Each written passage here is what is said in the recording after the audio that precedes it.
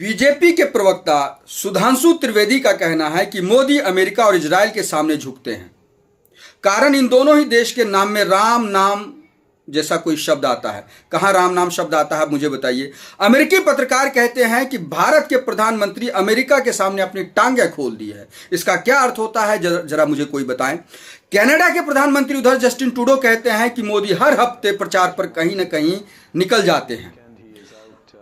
Internationally सबको चीज समझ में आ रहा है, भारत में ही गोबर भक्तों को कुछ समझ में नहीं आ रहा है कि मोदी की विदेश नीति क्या है। इसी बीच खबर आ जाती है कि यूनाइटेड स्टेट्स ऑफ अमेरिका ने इंडिया को 30 दिन की मोहलत दी है ताकि वो तेल खरीद सके। किससे? रसिया से। और इसी रसिया से तेल खरीदने से मना कर रखा था अमेरिका ने। कहा था वेनेजुएला से तेल खरीदो और मोदी जी ने कहा था जी सरकार, जी ट्रंप जी, जी हुजूर। अब तो ये गोबर भक्त भी मानने लगे हैं, नारंगी अंडे भी मानने लगे हैं कि अमेरिका के सामने, इजराइल के सामने झुकते हैं। उसके प्रवक्ता इस बात को बोलते हैं। सवाल यह है कि व्यक्तिगत रूप से कौन किसके सामने झुके इससे कोई मतलब नहीं है, लेकिन अमेरिका कौन होता है भारत को ये दिशा निर्देश देने वाला कि वो किससे व्यापार करे और किससे व्यापार ना करे। क्या भारत कोई कॉलोनी है?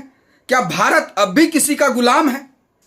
दुनिया की चौथी और पांचवी सबसे बड़ी अर्थव्यवस्था कही जाने वाली तथाकथित तौर पर उसको किसी की आज्ञा, किसी की परमिशन, किसी की निर्देश की जरूरत है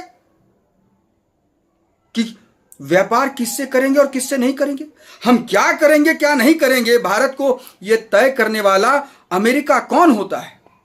याद रखिए, इनके चाल चलन चरित्र में पहले से रहा है। आरएसएस बीजेपी वालों के ये गुलामी करते रहे हैं, तलवे चाटते रहे पहले। इनका भी देश हित में कोई योगदान नहीं रहा, इनका कोई आत्मसम्मान नहीं रहा है। और आज भी आए दिन इंटरनेशनल प्लेटफॉर्म पर मोदी जी जहां भी जाते हैं ही करके खड़े हो जाते हैं, झट से किसी के गले पड़ जाते हैं, दांत निपोड़े खड़े रहते हैं। याद रखिए, ये कोई सम्मान की बात नहीं है, ये कोई इज्जत की बात नहीं है। दुनिया को, किसी भी देश को अगर इज्जत मिलती है तो उसी देश को मिलती है जो अपना फैसला खुद लेता है।